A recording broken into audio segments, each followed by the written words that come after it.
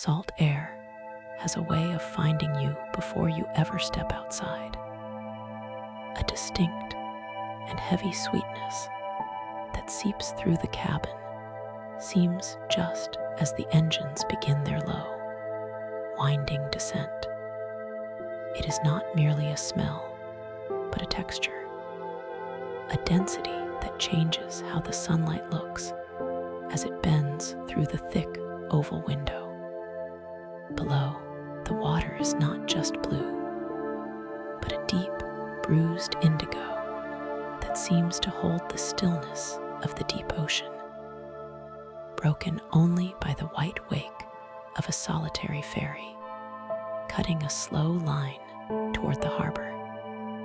The plain banks, a gentle tilt that presses my shoulder into the side of the seat, and the horizon corrects itself, leveling out into a haze of heat and limestone. We touch down with barely a tremor, the wheels finding the runway with a confident grip that slows the world from a blur to a steady, rolling pace. The roar of the wind drops away, replaced by the humming idle of the turbine, as we taxi toward the low building that waits in the distance. There is no rush here. The aircraft moves with the lethargy of the afternoon heat, turning slowly, pausing, then creeping forward again, until the final lurch brings us to a halt. The seatbelt sign dims. A collective exhale seems to move through the cabin, followed by the soft, mechanical clicks of buckles, releasing one by one. I remain seated for a moment, letting the stillness settle in my chest, listening to the shuffle of luggage and the murmur of quiet conversations. Standing up feels like unfolding a map. My legs stretch, grateful for the vertical space, and I retrieve my bag from the overhead bin. It has a reassuring weight, a solidity that anchors me to the ground. I join the slow procession, moving toward the front, a single line of travelers drifting like a sluggish river. We step across the threshold of the aircraft door, and the transition is immediate. The air in the jet bridge is warm and still. The floor here is different. A ribbed metal surface covered in a thin, industrial carpet that dampens every footstep. I walk slowly. The tunnel is long and suspended, a floating hallway between the sky and the earth. My shoes make a soft, scuffing sound against the weave of the carpet. There is a rhythm to it. Step, pause. Step, pause. The walls are translucent, offering muted glimpses of the tarmac below. But I keep my eyes forward, focusing on the gentle slope that leads down toward the terminal. This walkway seems to stretch out, prolonging the arrival. The slope creates a slight pull of gravity, urging me forward without effort. I adjust the strap of my bag on my shoulder. The fabric is coarse against my shirt. Down we go, the line of people moving in a synchronized silence, leaving the machine behind. We emerge from the tunnel into the wide, open space of the arrival hall. The floor changes instantly. The carpet gives way to large, polished tiles of pale gray stone. The sound of walking transforms. What was a muffled shuffle becomes a crisp, echoing tap. My shoes meet the stone with a clear, defined contact. I set my rolling suitcase down. The wheels kiss the floor. I extend the handle, feeling it lock into place with a subtle click. Now begins the long walk through the concourse. The wheels of the suitcase hum against the smooth tiles. It is a continuous, low-frequency vibration that travels up the handle and into my palm. I focus entirely on the sensation. The floor is perfectly level, allowing the bag to glide with minimal resistance. Every few feet, the wheels cross a grout line, creating a rhythmic pulse. A soft thud-thud, then silence, then thud-thud. The hall is vast and filled with natural light that pours down from high windows. Dust motes dance in the beams, suspended in the cool, conditioned air. I walk past rows of empty chairs, their metal frames gleaming under the lights. The distance to the passport control booths is significant. A wide expanse of empty floor that invites a steady, meditative pace. My steps fall into cadence with the rolling bag. Left foot, right foot, the hum of the wheels. There is no need to navigate or make decisions. The path is a straight line, marked by the glossy reflection on the tiles. I watch the floor pass beneath me, noticing the subtle variations in the stone, the tiny flecks of quartz and mica trapped in the gray surface. The air here is cooler than the jet bridge. It brushes against my arms, a gentle current generated by silent vents high above. I breathe it in. It smells of polished glass and neutral soap, a clean, transient scent that belongs to no specific country, but to the universal space of travel. I approach a section of the floor where the tiling changes pattern, shifting from gray to a warmer beige. The sound of the wheels deepens slightly, the pitch dropping a fraction of an octave. I listen to this shift. It is a small detail, but in the quiet of the walk, it feels significant. The acoustic space of the hall amplifies these small sounds: the rustle of a jacket, the squeak of a rubber sole, the steady drone of the luggage. The queue for passport control is short and moves with a fluid, silent efficiency. I stand still for a moment, resting my hand on the top of my suitcase. The vibration stops. The stillness returns. I shift my weight from one leg to the other, feeling the firmness of the ground. It is good to be standing. The line advances. I take 3 steps forward. The wheels roll briefly. Hum, thud, stop. After the brief pause of the border check, the path continues. I walk through a set of frosted glass doors and into the baggage claim area. Here, the ceiling is lower, creating a more intimate, enclosed atmosphere. The floor changes again, this time to a durable, speckled linoleum. The suitcase glides even smoother here, the friction reduced to a whisper. I do not need to wait at the carousels. I bypass the revolving belts, watching them spin their endless loops. The black rubber slats of the conveyor belts move with a hypnotic repetition, snake-like and unending.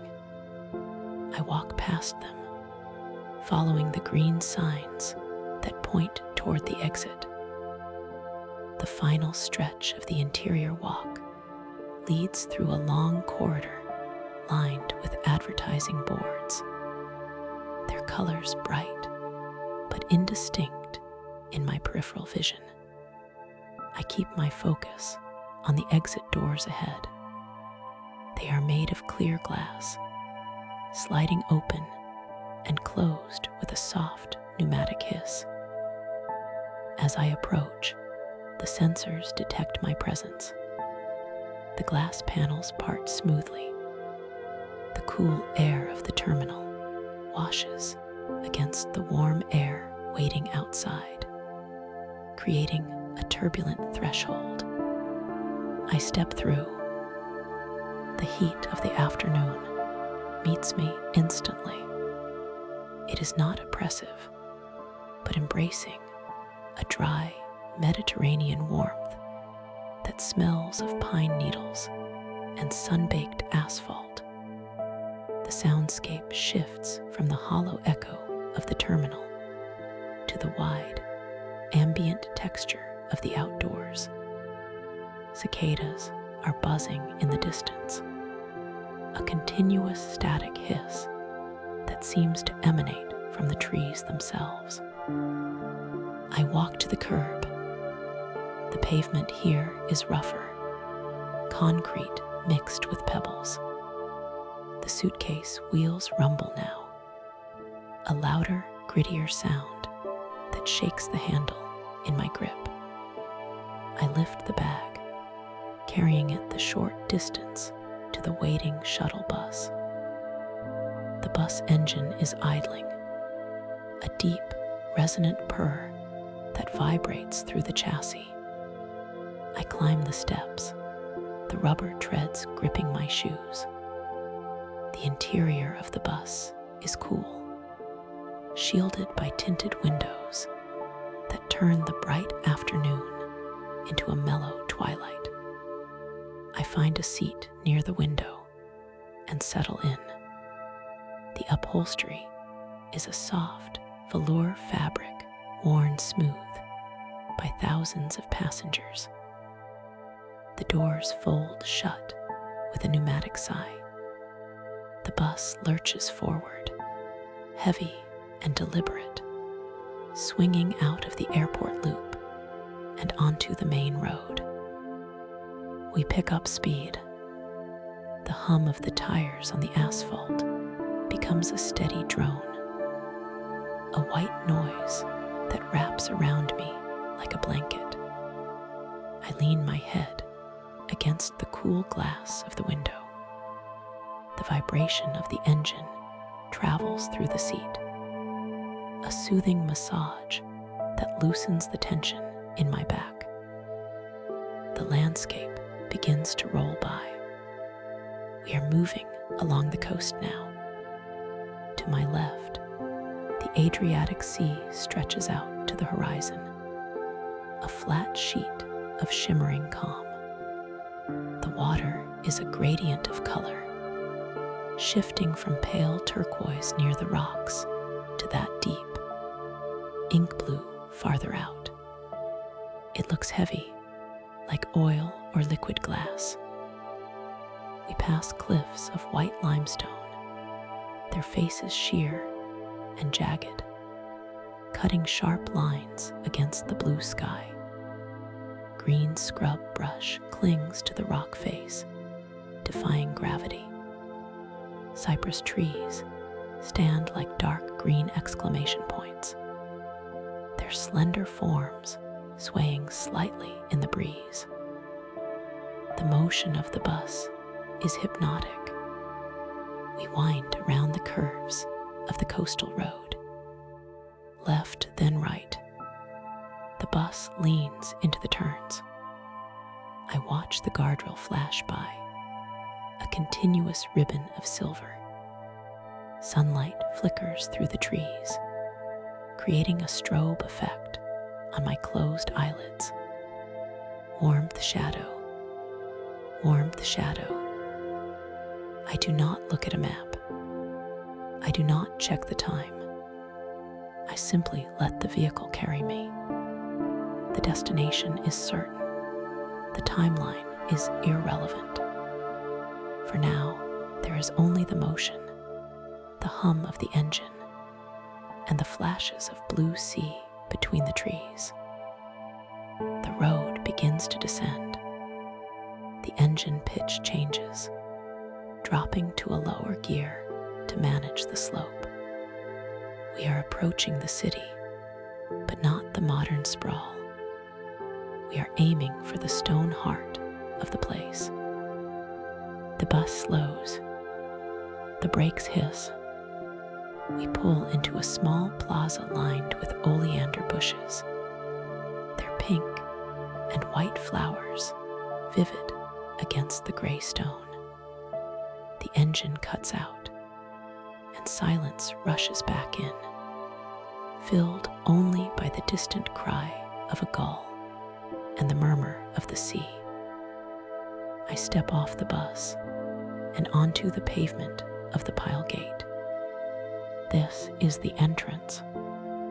The stone walls rise up before me, massive and ancient, blocking out the sky. They are the color of ivory and baked bread, warm and textured. I take the handle of my bag again. We pass under the stone archway, crossing the bridge where a moat once stood, now filled with a lush garden of orange trees and palms. The air here is cooler, shaded by the sheer height of the fortifications.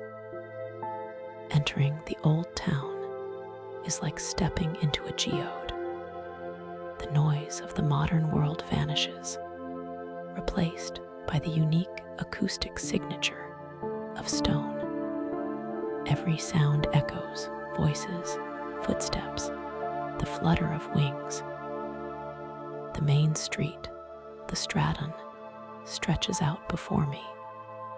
The limestone pavement here is extraordinary. Centuries of shoes have polished it until it shines like marble. It reflects the buildings on either side, a mirror of pale stone.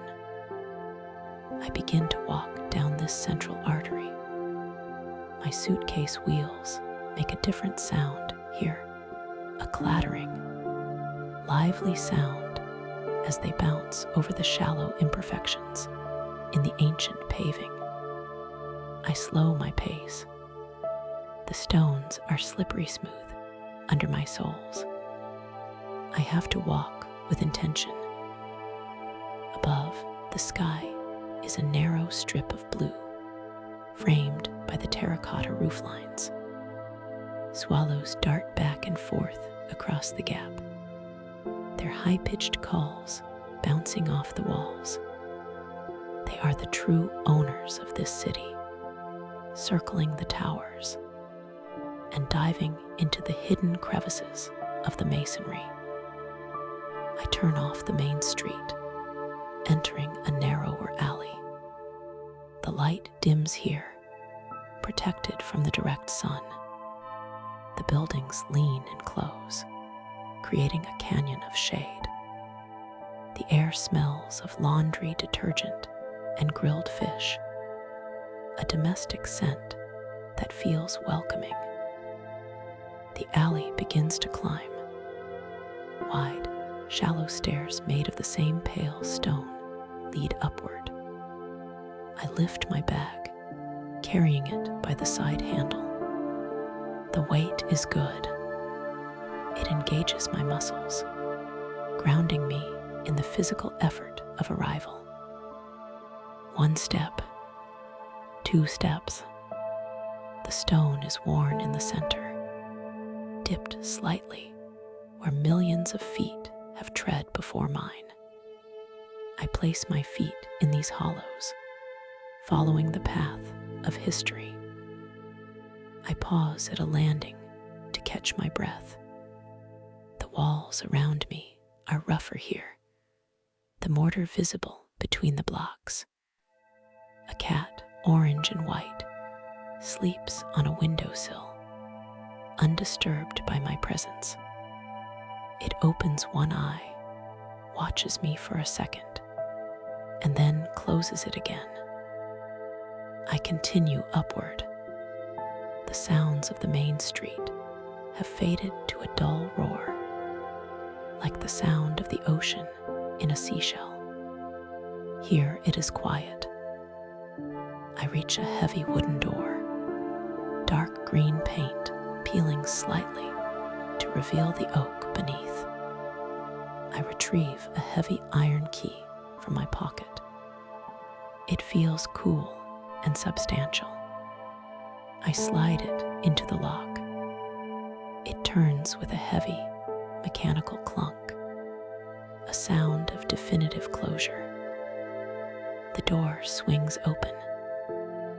The apartment is cool and dim. The shutters are closed, barring the heat of the day. I step inside and close the door behind me.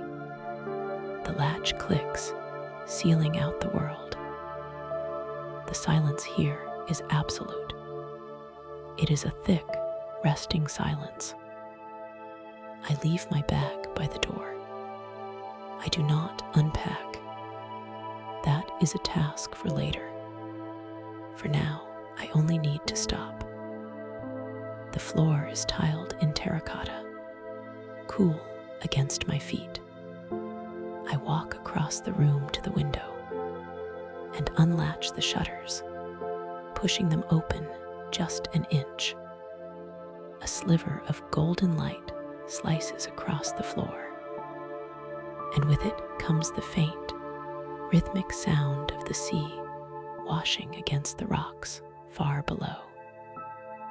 The room contains a simple wooden bed dressed in white linens. The fabric looks crisp, pulled tight across the mattress. I sit on the edge of the bed. The mattress is firm. I unlace my shoes, one by one, setting them quietly on the floor. My feet feel light, liberated from the weight of the journey. I swing my legs up and lie back. The pillow is cool against my neck. I stare up at the ceiling, watching the play of shadows in the corner where the light from the shutters doesn't quite reach. My body feels heavy, sinking into the support of the mattress. The sensation of motion, the vibration of the plane, the sway of the bus, the rhythm of the walk still lingers in my inner ear, a phantom rocking that gently lulls me. I close my eyes. The scent of the room is clean, a mixture of sun-dried cotton and faint lavender. The sound of the sea is a steady, slow respiration outside the window. In and out, in and out. The stone walls of the city are holding the heat of the day. But here, inside, the air is perfectly still. I let my shoulders drop. I let my hands uncurl. The journey is finished. The walking is done. The walls await me tomorrow. But the night belongs to this stillness. I listen to the quiet, letting it wash over me like a tide, until the sound of my own breath matches the distant rhythm of the water. The air before dawn holds a weight that the day never quite replicates. It is a heavy, cool stillness, smelling faintly of salt and ancient dampness. Outside the massive fortifications, the world is painted in shades of charcoal and deep indigo. The city sleeps behind its shield, a stone giant resting by the sea. To approach the pile gate at this hour is to walk into a painting that has not yet dried.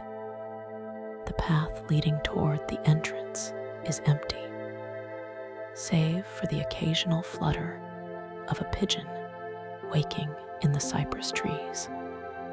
The trees themselves stand like dark sentinels, their needles absorbing the faint sound of my footsteps. Ahead, the drawbridge waits.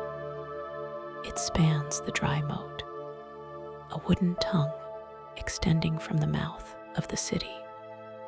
Stepping onto the timber planks changes the acoustic landscape entirely. The solid thud of the earth is replaced by a hollow, rhythmic creaking. The wood is thick, weathered by seasons of sun and rain, grooved by millions of crossings. Above the archway, the stone statue of the patron saint watches. He holds the model of the city in his hand, a miniature world of towers and walls, forever protecting the larger reality behind him. He is a silent greeter, carved from the same pale rock that forms the cliffs below. I pass beneath the outer arch. The temperature drops immediately. The stone walls are so thick they hold the night's cold long after the sun has risen. This acts as a sensory threshold, a cleansing of the modern world before entering the old. Inside the outer gate, the space contracts. It is a stone tunnel, curving slightly, designed to confuse invaders, but now serving only to amplify the sound of a lone walker. To the side, set deep into the masonry, lies the mechanism that once controlled the access to this sanctuary. I pause here to find the first anchor of the morning, the iron winch. It is a massive assembly of metal, blackened by age and grease. The wheel is large, taller than a man, with spokes that look heavy enough to crush bone. It sits in the shadows, a dormant beast of engineering. I lean in closer, not to touch, but to observe the texture of the iron. It is pitted and scarred, the surface uneven like the skin of an orange, but made of unforgiving metal. Beside the main wheel hang the counterweights. They are dense, pear-shaped masses of iron suspended by chains. The links of the chain are thick, each one the size of a hand. They hang perfectly still. There is no breeze here to sway them. They are frozen in a perpetual state of readiness, holding the memory of tension. I can almost hear the ghost of the strain, the groan of metal against metal that must have echoed here centuries ago when the bridge was raised at sunset. But now there is only silence. The iron is cold, radiating a chill that I can feel on my face.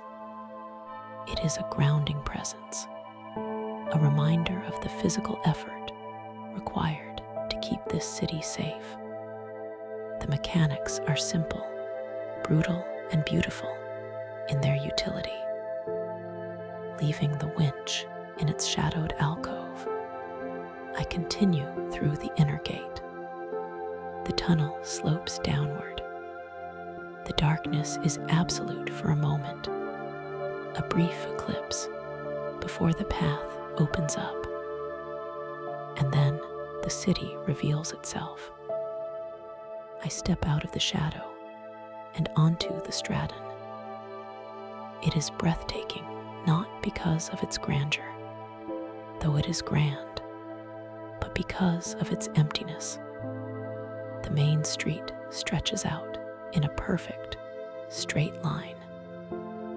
A canyon of limestone flanked by uniform facades. In the height of day, this space is a river of people, a chaotic flow of voices and movement. Now it is a hall of mirrors. The street lamps are still on, casting a warm, amber glow that struggles against the incoming blue of the dawn. The light catches the pavement, revealing the second treasure of the morning. The limestone floor is not merely a street, it is a polished surface. Centuries of leather soles, sandals, and bare feet have buffed the white stone until it shines with the luster of marble. It is smooth, undulating slightly like the surface of a calm lake. I look down at my feet. The reflection of the street lamps is clear in the stone, elongated smears of gold stretching across the pale gray. It looks wet, as if a rainstorm has just passed, but the air is dry. This is the mirror-like finish, a testament to time and friction. It feels sacrilegious to walk on it with heavy boots, like stepping onto a ballroom floor in hiking gear. I begin to walk. This is the long valley of the morning. The street extends far ahead, terminating at the distant clock tower, which is currently just a silhouette against the lightning sky.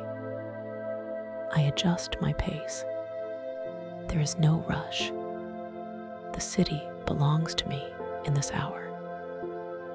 My left foot slides forward, the heel making contact with the smooth stone. There is a soft clack, a sound that is crisp and distinct.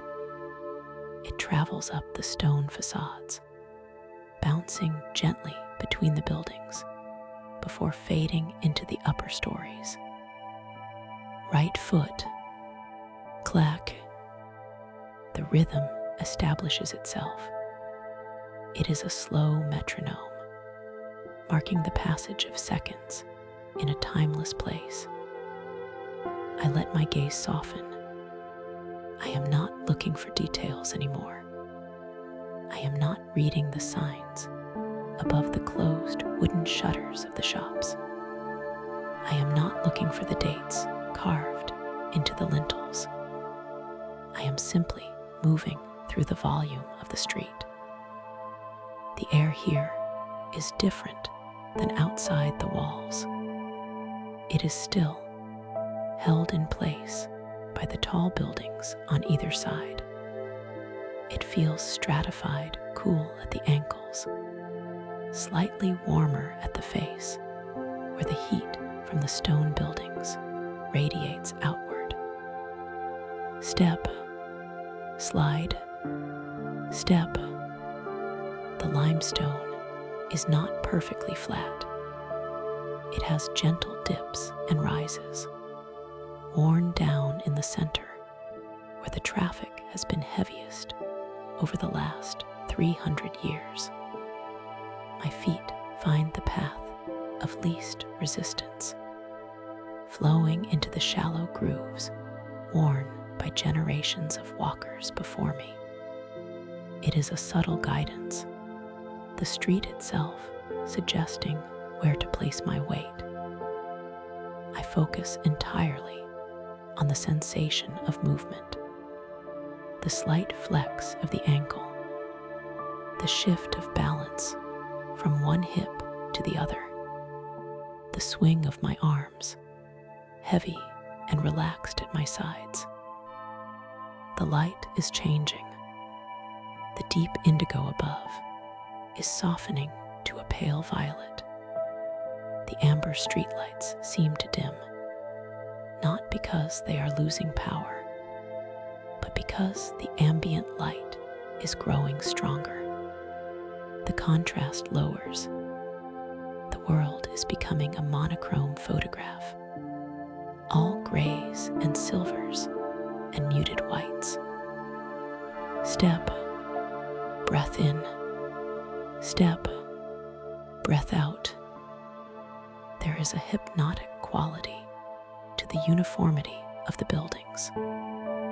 Following the earthquake that leveled the city long ago, the law decreed that all houses on this street must be built in the same style, with the same height and the same windows. As I walk past them, they blur into a continuous ribbon of stone. Green shutters, closed tight against the night, punctuate the gray walls in a steady rhythm. 1, 2, 3. 1, 2, 3. I listen to the silence behind my footsteps. It is a dense silence. It is not empty. It is full of sleeping potential. Behind those shutters, people are dreaming. In the narrow alleyways that branch off the main street like ribs from a spine, cats are stretching and yawning. But here in the center, there is only the long, smooth runway of stone. I walk for what feels like an hour, though it is likely only 10 minutes. The clock tower draws closer, but slowly, as if the street is expanding to keep me in this meditative state. The reflection in the stones beneath me shifts. The gold smears of the lamps are fading, replaced by the cool, milky reflection of the morning sky. The ground looks like a sheet of ice, pale and luminous. I keep my eyes on the horizon line, where the street meets the sky. The bell tower stands tall, its metal cap catching the very first hint of direct sun, a tiny spark of pink light against the gray. The rhythm of the walk has become my heartbeat.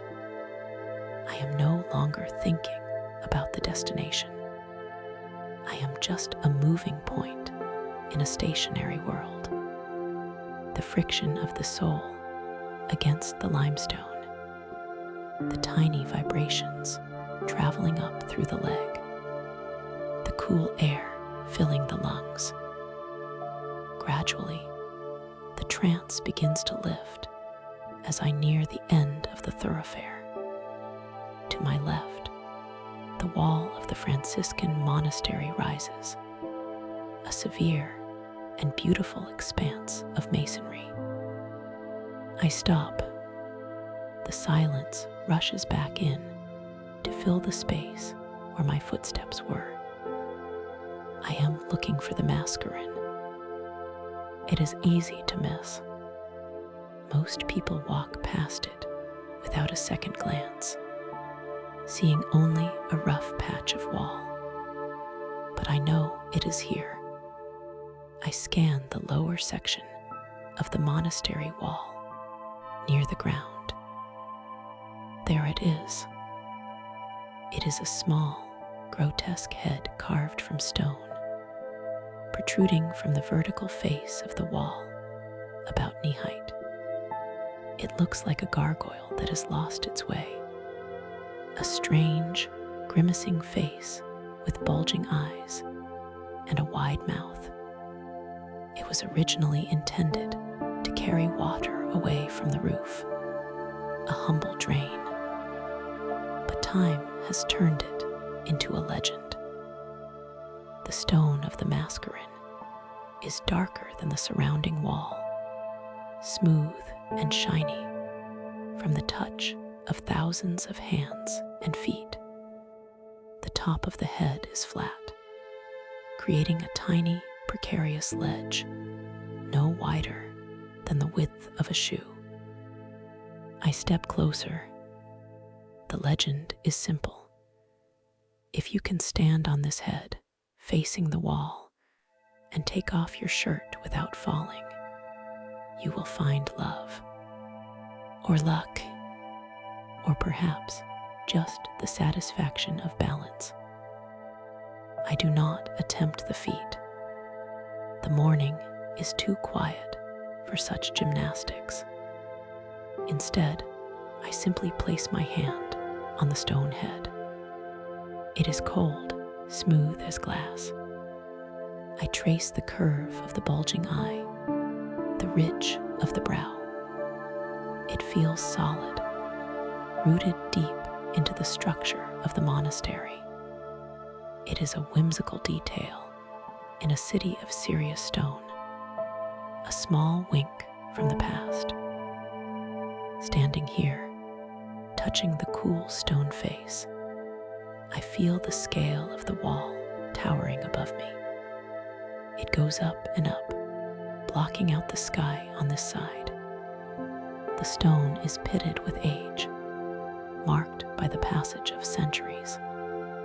Every inch of it has been washed by salt air and heated by the Adriatic sun. I withdraw my hand and step back. The masqueran remains, staring blankly across the street, waiting for the next traveler to test their balance. The light has shifted again. The pink spark on the bell tower has expanded, painting the upper third of the structure in a warm rose gold hue. The sun has cleared the mountains. I look for a place to rest. Near the entrance to the Sponza Palace, there is a low stone bench, worn and inviting. I move toward it, the sound of my steps softer now, less echoing, as the day begins to absorb the acoustics. I sit. The stone of the bench is cool through my clothes, a refreshing chill. I lean back against the wall behind me. From this vantage point, I can look back down the length of the Stratton. The street I just walked is transforming. The mirror finish is losing its wet look as the direct light hits it, turning into a bright, dazzling white. The shadows of the buildings on the left are shrinking, retreating toward the walls as the sun claims the floor. A single pigeon lands in the center of the square. It bobs its head, cooing softly. The sound is gentle, a low warble that fits perfectly with the morning. I close my eyes for a moment, listening to the city wake up.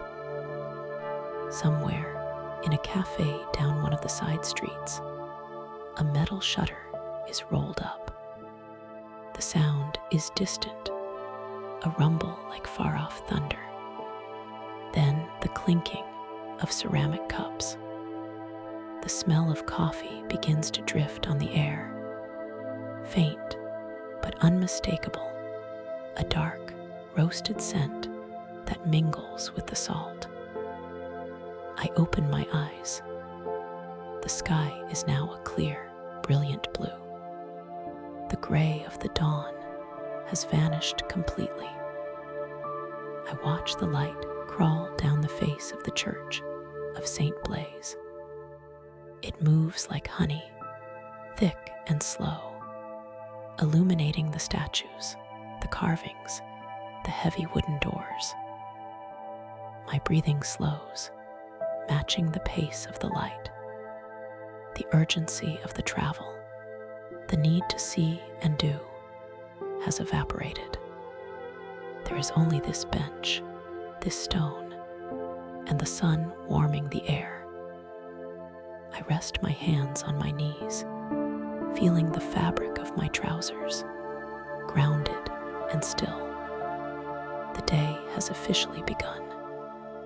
But for now, I remain in the quiet space between the dawn and the morning. The city is a theater that has just opened its curtains, and I am the only audience member in the front row, waiting for the first act to truly begin. The warmth of the sun reaches my face, and I let my head tip back against the wall, eyes drifting shut once more, letting the golden light filter through my eyelids in a soft, hazy glow.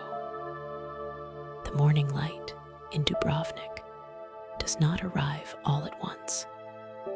It descends in layers, touching the red tiles of the rooftops first, then sliding down the cream-colored limestone walls, until finally it reaches the polished stones of the street. I am awake before the heat. The air holds a lingering coolness from the Adriatic, a salty freshness that settles in the narrow alleys. My movement through the city is slow. There is no rush to reach a destination, only a desire to be present in the stone corridors. I leave the heavy wooden door of my room and step out onto the Straton. At this hour, the limestone pavement shines like glass, reflecting the soft blue of the sky above. It is smooth from centuries of footsteps, a river of stone that flows straight through the heart of the old town. To my left, the Franciscan monastery waits.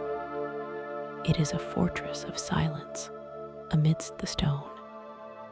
I step across the threshold, leaving the open street for the enclosed sanctuary of the lower cloister. The transition is acoustic as much as visual. The faint hum of the city vanishes, replaced by a stillness so profound it feels like a weight has been lifted from my shoulders. Here, the world turns inward. The cloister is a square of perfect geometry, a garden enclosed by a covered walkway.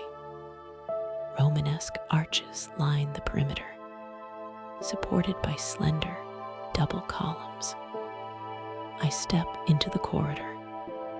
The floor is paved with stone slabs that have been worn uneven by generations of monks and travelers. They are cool beneath my feet. My attention shifts to the columns. There are 120 of them, arranged in pairs, marching in a steady rhythm around the green heart of the garden. Each column is crowned with a capital, a block of stone carved with intricate detail. This is my first quiet purpose of the day, to see them, not just to glance, but to observe the shadows caught in the depth of the carvings. I begin at the corner. The first capital depicts a tangle of leaves. They are not stylized, rigid shapes, but fluid, curling fronds that seem to be growing out of the stone itself. The carver must have looked at the vegetation of this coast, at the wild herbs and vines, and transferred that chaotic life into the permanence of rock. I move to the next pair. Here, the leaves part to reveal a face. A small, weathered human face peers out from the foliage, its expression calm, perhaps a little amused. Moving down the line, the carvings shift. There are beasts here, winged creatures with long necks that intertwine, biting at their own tails in endless loops. The limestone is pale, almost white in the shadows, but where the sun strikes the outer edge of the arches, it turns the color of warm honey. I drift along the northern corridor. The repetition of the columns is hypnotic. One pair, then another, then another. No two capitals are exactly alike. One shows a man carrying a heavy load, his back bent, his legs braced against the weight. Another shows a geometric pattern of knots and braids, a puzzle without a solution. The craftsmanship is personal. I can see the marks of the chisel in the deeper grooves, the tiny imperfections that prove a human hand was here 600 years ago. The light changes as I turn the corner into the eastern walkway. The sun has climbed higher, and beams of light cut across the stone floor, illuminating dust motes that dance in the air. The shadows of the double columns stretch out long and thin, like fingers reaching toward the inner wall. I pause to look at a capital featuring a dragon. It is not a frightening monster, but a curvaceous, elegant creature nestled among stone grapes. The detail is extraordinary. I can see the scales on its back, the curve of its claw. It is a world in miniature, a story frozen in time. I linger here, letting my eyes trace the curve of the arch above the capitol. The stone is warm to the touch now, absorbing the mid-morning sun. In the center of the cloister, the garden is a burst of vibrant green against the pale architecture. Orange trees stand in neat rows, their leaves glossy and dark. I step off the paved walkway and sit on the low stone wall that separates the corridor from the earth. This is the place to rest. The silence here is not empty.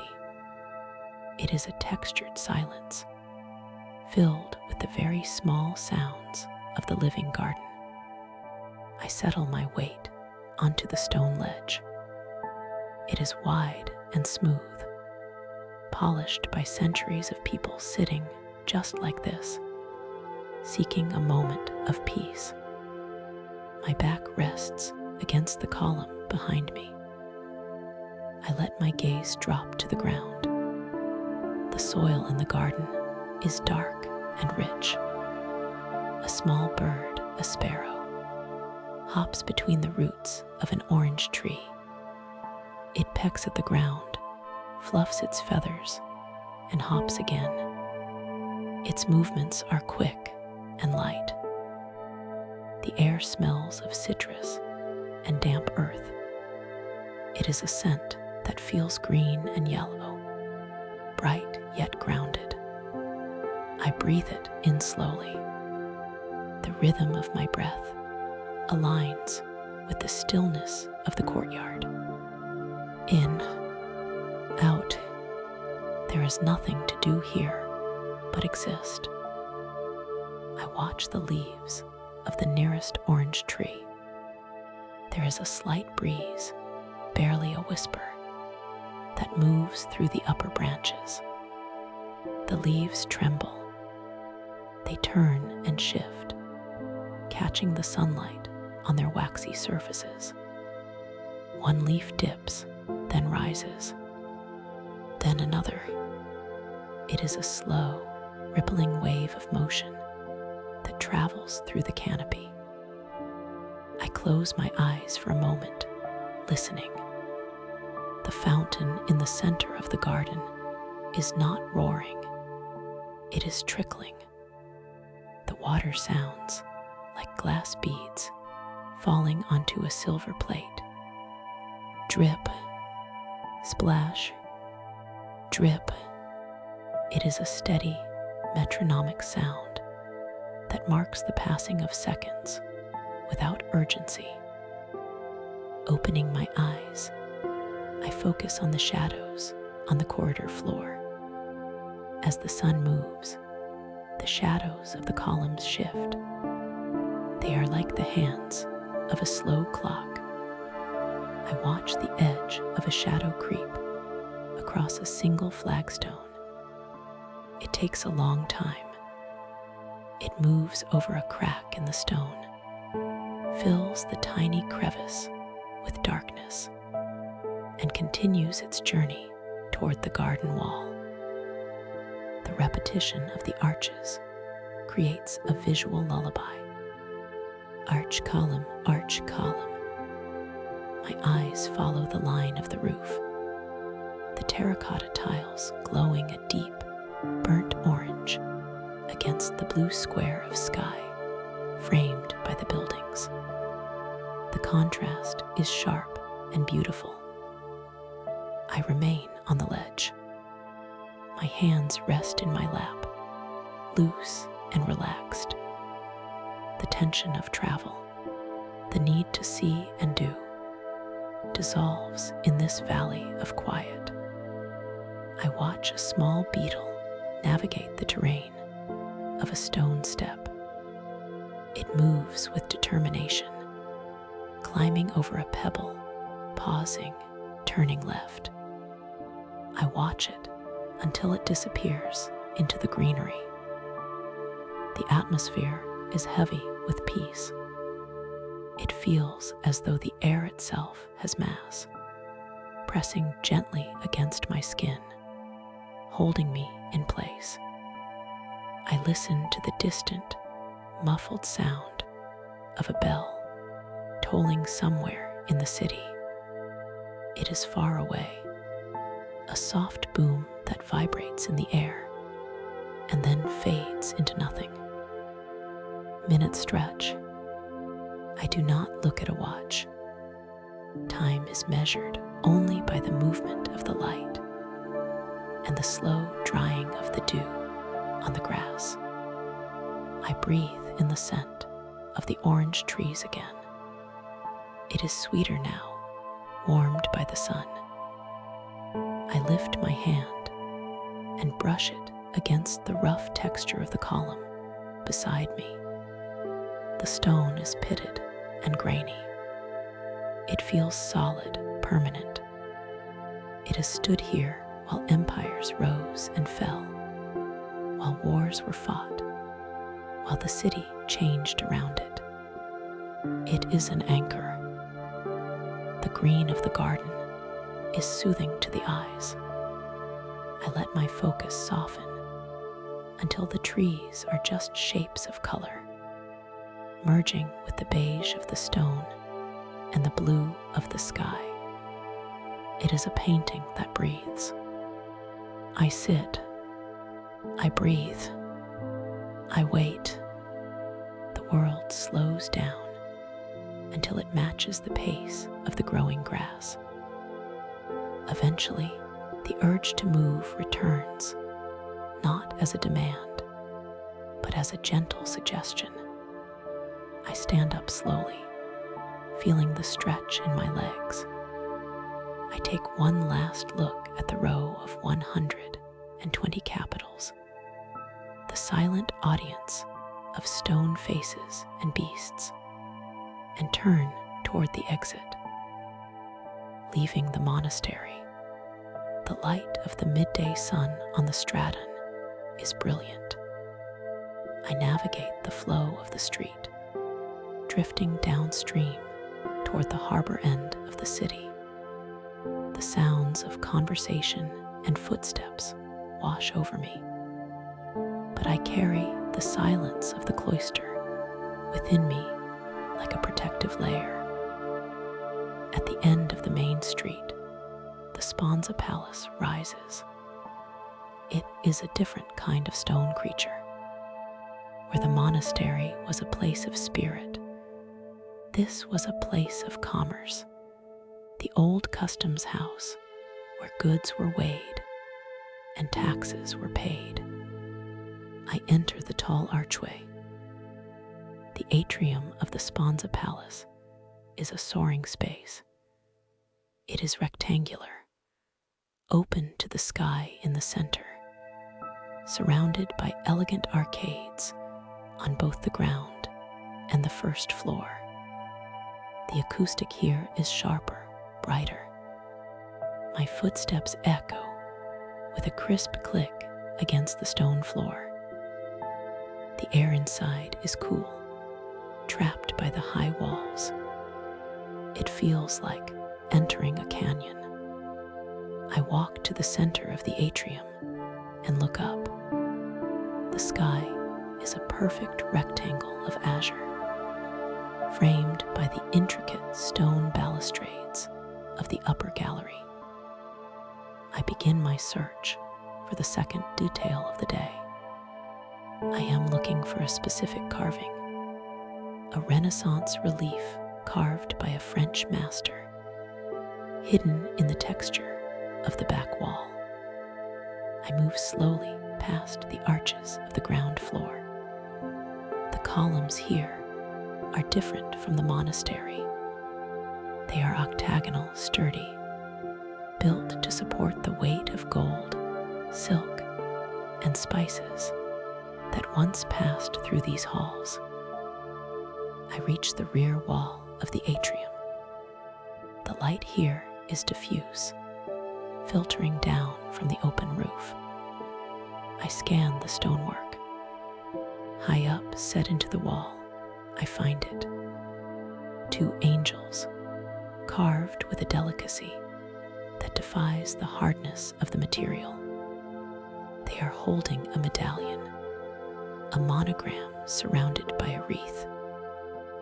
I stand directly beneath it, tilting my head back. The carving is exquisite.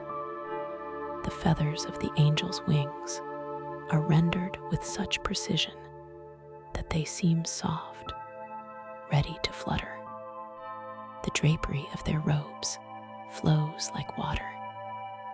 It is a piece of grace in a building designed for business. Below the relief, I notice an inscription carved into the stone. The letters are Latin, deep and clear. It is the motto of the customs house. I trace the shape of the letters with my eyes. They speak of weights and measures. Our weights do not let us cheat, the stone says. When I weigh goods, God weighs me. The sentiment adds a heaviness to the room. I can almost imagine the wooden scales that once stood here, the sound of coins clinking, the smell of exotic spices from the east pepper, cloves, cinnamon mixing with the salt air. The space feels inhabited by the ghosts of merchants and scribes.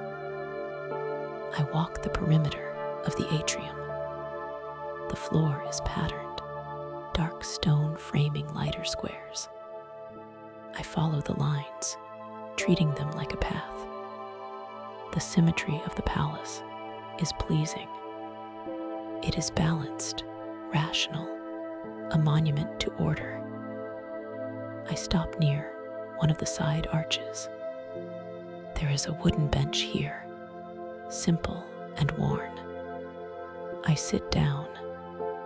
The view from here captures the layers of the building, the sturdy arches of the ground floor, the delicate, lace-like windows of the first floor, and above that, the roofline meeting the sky.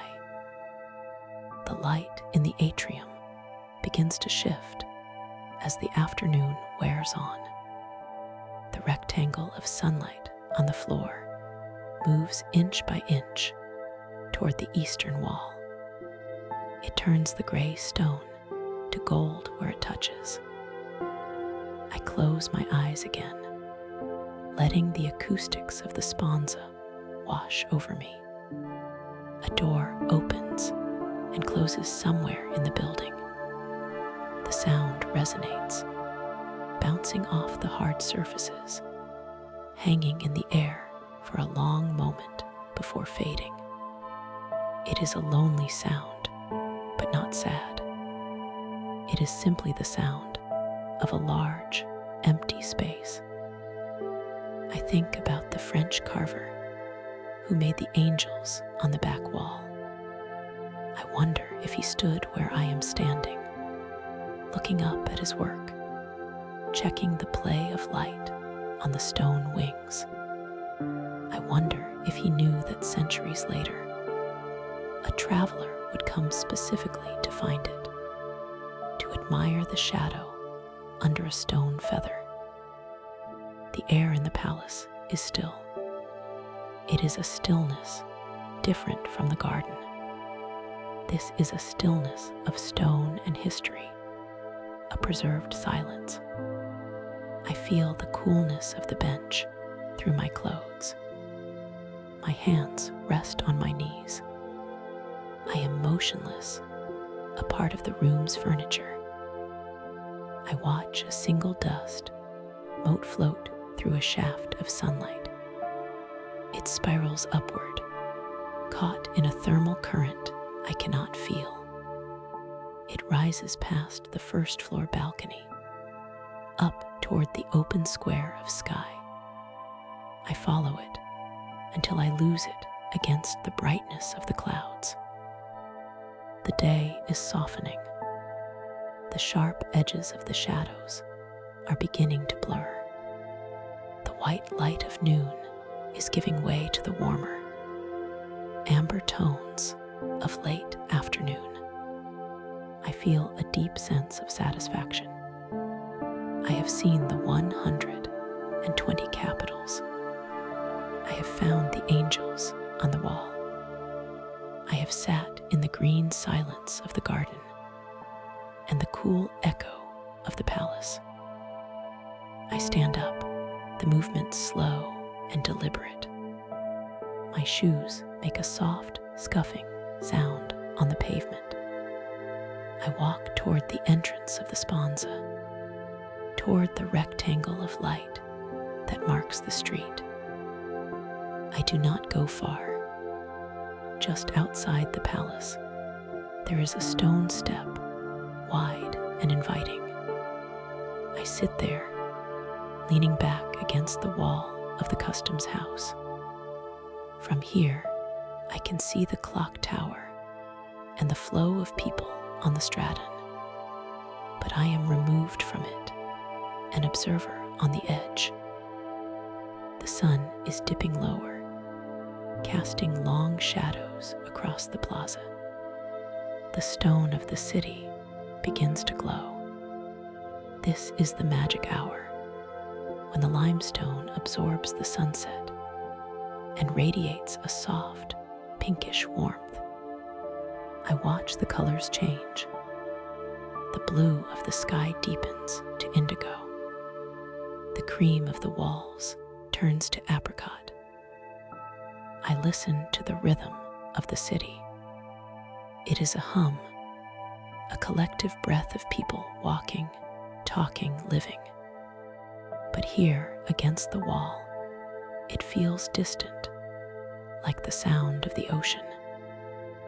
I am tired in the good, heavy way that comes from slow observation. My eyes feel heavy, relaxed. I let my gaze drift out of focus, turning the passing figures into blurs of color. A red shirt, a white hat, a blue dress. They flow past like a river. The warmth of the wall seeps into my back. It is a comforting heat, stored up from the long day of sunshine. I settle deeper into the stone. There is no need to move, no need to go anywhere else. The day is dissolving. The distinct shapes of the architecture are merging with the gathering dusk. The swallows have begun their evening flight, circling high above the square, their calls sharp and clear. I watch them weave patterns in the air, diving and climbing in the cooling sky. I take a deep breath, tasting the salt and the stone. The world feels solid and real. The goals of the day are met. The images of the carved leaves and the stone angels are safely stored in my mind. I let my hands rest on the stone step. The texture is familiar now. I close my eyes for just a second, then open them to watch the last sliver of direct sunlight fade from the top of the bell tower. The light lifts away, leaving the city in a soft twilight glow. The rhythm of the evening has begun. It is a slower, quieter rhythm. I am part of it. I sit on the step, watching the light fade, content to let the day drift into the memory of stone. The morning air above the city does not feel like air at all, but rather like a suspended ocean of clear, cool light. It rests heavy and still against the limestone, waiting for the sun to crest the hills and turn the atmosphere into gold. I have risen before the heat, seeking the highest point of the ramparts, where the northern defenses tower over the grid of red roofs below. This is the start of the ascent toward the Minchetta Tower, the crown of the stone system that wraps this place in a protective embrace. The stairs here are steep, cut from the same white rock that forms the cliffs plunging into the Adriatic. My boots find purchase on the uneven surface, the leather soles gripping the stone that has been polished by centuries of patrolmen, merchants, and wanderers. There is a specific rhythm to climbing these fortifications. It is a slow, measured cadence that matches the beat of the heart. Lift, place, press. The sound of my own movement is the only disturbance in the quiet. To my left, the city sleeps in a haze of shadows. To my right, the land rises sharply, the slopes covered in cypress trees and scrub brush that smell of dried pine needles and dust. As the elevation increases, the perspective shifts. The streets below become narrow canyons, and the sounds of the waking town drift up in fragments. A church bell tolls, the sound dull and resonant, vibrating through the soles of my feet before fading into the vastness of the sky. I reach a section of the wall where the masonry changes. The stones here are massive, irregular blocks fitted together with a precision that defies the erosion of time. This is the defensive shell, built to withstand cannon fire and the relentless assault of the seasons. But there is a secret hidden in this chaotic patchwork of rock. I slow my pace, letting my eyes trace the surface of the wall at waist height. The texture is rough, pitted by salt and wind, but here and there, the pattern is interrupted by something smooth, something intentional, My fingers brush against a block of stone that feels different. It is not a rough-hewn boulder, but a slab of marble, repurposed from an older life. I lean in closer, squinting against the brightening sky. There are lines carved into the surface, faint vertical strokes, a curve, a sharp angle. They are letters. This is a tombstone, a fragment of a life lived long before the walls were raised to their current height. In the urgency of fortification, the builders took whatever stone was strong enough to hold back the enemy. They took the markers of the dead and wove them into the shield of the living.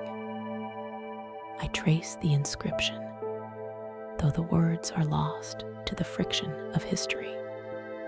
The indentation of a Roman letter, perhaps an E or an F, rests cool under my fingertip. It is a strange, silent intimacy. I am touching a memorial that was dismantled and submerged into a greater purpose. The name is gone, the date is erased, but the strength of the stone remains, holding up the walkway on which I stand. Moving further along the northern perimeter, the wind begins to pick up. It is a clean, sharp breeze coming off the mountains, carrying the scent of sage and wild thyme. The Minchetta Tower looms ahead, a formidable cylinder of stone that anchors the northwest corner of the city. It does not just sit on the ground, it seems to erupt from it, a geological extension of the earth itself. At the base of the tower, the wall widens. The space feels secure, enclosed by the high parapets. I step into the shadow of the tower, enjoying the sudden drop in temperature. The stone here breathes a deep, earthen coldness it has hoarded during the night. The view from this vantage point is a tapestry of terracotta.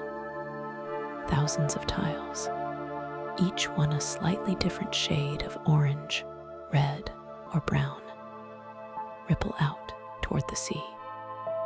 They look like the scales of a great, sleeping beast. Swallows dive and weave between the chimneys, their sharp, chirping calls echoing off the hard surfaces. They are the true owners of this altitude, masters of the air currents that swirl around the stone giants. I lean against the merlons, the notched battlements that line the edge of the wall. The stone is waist-high and wide enough to rest my arms upon. Below, the drop is dizzying, a vertical plunge into the dry moat and the gardens beyond. But up here, there is only stability. The wall is a solid, unmoving fact. My gaze follows the curve of the fortifications as they wind their way downhill toward the harbor. That is my path, a long, descending ribbon of limestone that connects the high ground to the water. I turn away from the tower and begin the descent. The stairs here are broad and shallow, designed to allow the movement of heavy equipment and hurried soldiers. Now they serve only the slow, meditative pace of the morning. The sun has cleared the hills. The light strikes the walls with a physical force, warming the air instantly. The white stone reflects the brilliance, creating a luminous envelope that feels almost liquid. I lower my head slightly, letting the brim of my hat shield my eyes, and surrender to the rhythm of the walk. This is the long valley of motion. One foot extends, the heel striking the pavement with a soft, dull thud. The weight transfers, the arch of the foot flattening, the toes pushing off for the next step. It is a cycle that requires no thought, a mechanical loop that frees the mind to float. The path stretches out, a pale gray road suspended between the sky and the city. There are no obstacles here, no intersections, just the continuous flowing line of the ramparts. I listen to the sound of my own breathing. In for 3 steps, out for 3 steps. The air is warming, thickening with the humidity rising from the sea. But up here, the breeze keeps it moving. It brushes against my skin, a gentle, constant friction that reminds me of the height. Step, step, step. The texture of the ground changes subtly beneath me. Sometimes it is large, flat flagstones, cool and smooth. Other times, it is brick, laid in a herringbone pattern that vibrates slightly under the soles. Occasionally, it is gravel and packed earth, crunching softly, a sound that evokes memories of garden paths and country lanes. To my left, the rooftops glide by. I am walking level with the attic windows, seeing the city from a private, elevated angle. I see laundry drying on lines strung between dormers, white sheets billowing like sails. I see flower pots balanced on sills, geraniums bursting with red blooms against the peeling green paint of shutters. But I do not stop to analyze them. They are just colors and shapes, passing by in the periphery of my vision. The focus remains on the movement, the steady, hypnotic descent. The wall curves gently to the east, following the contours of the land.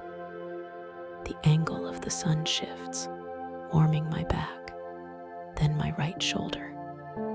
The heat is pleasant, a heavy blanket that settles over the muscles, loosening the tension of the climb. I pass a series of small guardhouses, empty stone shells that once sheltered sentries from the rain. They are dark inside, squares of shadow in the brightness of the morning. I do not enter them. I keep moving, carried by the momentum of the slope. The sound of the city changes as I descend. The sharp, distinct noises of the heights, the birds, the wind begin to blend with the hum of the streets below. Voices, footsteps, the clatter of carts. But they are distant, muffled by the mass of the wall. I am in the city, but not of it. I am in a separate channel, a river of stone flowing parallel to the life below. The walkway narrows. The stones here are worn deeper in the center, concave depressions that hold the memory of millions of footsteps. My own feet settle into these hollows naturally, guided by the ghosts of the past.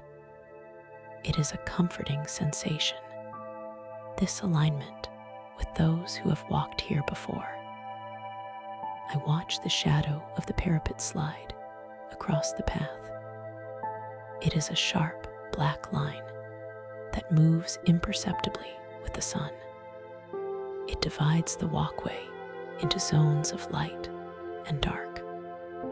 I step from one to the other, feeling the subtle difference in temperature on my skin.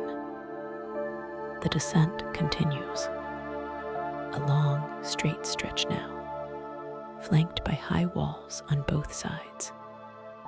It feels like a corridor, a tunnel with the roof removed. The sky above is a strip of intense, saturated blue. My breathing slows further. The exertion of the climb has faded, replaced by a steady, low-level hum of energy. The body is a pendulum, swinging efficiently through space. There is no destination in the mind, only the next stone, the next breath, the next moment of contact with the ground. The visual field is filled with the textures of the masonry. The mortar is gray and gritty, speckled with bits of crushed shell and dark sand. The stones are white, cream beige, sometimes streaked with iron rust or gray lichen. It is a landscape of miniatures, a whole world of geology passing by at walking speed. I reach a corner where the wall turns sharply toward the sea. The air changes instantly. The smell of pine and dust vanishes, replaced by the heavy, brine-laden scent of the Adriatic. The sound of the water rises up to meet me, a rhythmic shushing of waves against the rocks, a sound that is older than the walls, older than the stone, older than the concept of time itself. The long walk of the valley ends as the path levels out near the harbor. The transition is soft. The downward pull of gravity ceases, and I am walking on flat ground again. The muscles in my legs adjust. The cadence shifts. I am approaching the fortress of St. John. It stands guard over the harbor entrance, a massive, rounded structure that feels less like a building and more like a man-made cliff. The stone here is darker, stained by centuries of sea spray and storms. I move toward the outer edge of the fortress, where the walls drop straight down into the deep water. The harbor is opening up before me. The enclosed intimacy of the northern walls is replaced by the vast, open horizon of the sea. Boats bob in the protected water of the port. Small fishing vessels with painted wooden hulls, white sailboats with their masts clanking gently in the swell, and ferries waiting to shuttle passengers to the islands. The water is a kaleidoscope of greens and blues, emerald near the edges, deepening to sapphire, and finally a dark, opaque navy in the center of the channel. I am looking for a specific point in the landscape. I am looking for the memory of the Great Chain. Centuries ago, to protect the harbor from unwanted ships, a massive iron chain was stretched across the mouth of the port every night. It was a heavy, formidable barrier, raised by winches and anchored into the living rock of the fortress. I walk slowly along the water-facing rampart. I am scanning the stone near the waterline. and the heavy blocks that form the corner of the fortress. I am not looking for the chain itself. That is long gone, melted down or lost to the silt of the harbor floor. I am looking for the anchor point, the scar.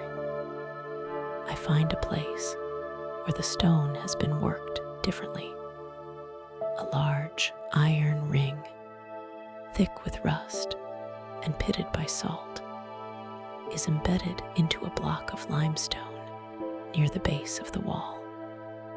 It is too high to be a mooring for a small boat. It is massive, industrial in its scale. I lean over the parapet, gazing down at the iron. It looks like a closed eye. I imagine the weight of the chain that once hung here, the sound of it dragging across the stone as it was winched up at twilight, the groan of the metal links straining against their own weight, the splash as it was lowered at dawn, allowing the commerce of the city to flow once more. I move away from the edge and find a place to sit on a low stone bench built into the interior of the fortress wall. The stone is warm, absorbing the mid-morning sun. From here, I can see the mouth of the harbor, the gap between the fortress and the breakwater where the chain would have spanned. Now the water is open. A small boat chugs slowly through the gap, its engine leaving a trail of white foam that dissolves into the blue. The air here is heavy and slow. The humidity from the water creates a soft haze that blurs the line between the sea and the sky. The sounds of the harbor are drowsy and repetitive. The slap of water against the hulls, the creak of wood, the distant cry of a gull. I watch the light play on the surface of the water. It is hypnotic, a ceaseless, shimmering dance of diamonds. The reflections bounce up and cast rippling patterns of light onto the underside of the stone arches nearby. The fortress, so solid and heavy, seems to float on this bed of light. My eyes trace the horizon. It is a straight, unwavering line. It separates the known world of the solid ground from the infinite possibility of the sea. I rest my hands on my knees. The rough fabric of my trousers feels distinct against my palms. I can feel the pulse in my fingertips, a slow, steady throb that matches the lazy movement of the water below. The intensity of the visual world begins to soften. The sharp edges of the fortress walls seem to round off, blending into the blue of the sky. The bright colors of the boats mute into gentle pastels. There is no need to move. The walk is done. The search is over. The chain is gone, but the harbor is safe, held in the cupped hands of the stone breakwater. I let my gaze drift out past the boats, past the fortress, past the island of Lochram, lying green and silent in the distance. I focus on the empty space where the sea meets the sky, a place of pure, uninterrupted blue. The warmth of the sun is a weight on my eyelids. It presses down gently, inviting them to close. The sounds of the harbor stretch out, becoming longer, slower, like like a record losing its speed. The slap of the water becomes a heartbeat. The cry of the gull becomes a whisper. I lean back against the warm stone of the fortress wall. It supports me completely. There is nothing left to climb, nothing left to find. The light begins to fade, not because the sun is setting, but because the mind is retreating, pulling back from the bright surface of the world into the quiet, dark interior of rest. The rhythm of the waves syncs with the rhythm of my breath. In, out, rise, fall. The stone holds the heat. The air holds the salt. The silence holds the moment. I let the scene dissolve, the blue turning to gray, the gray turning to a soft, enveloping darkness that feels like the velvet of the night. The harbor waits, the water waits, and I drift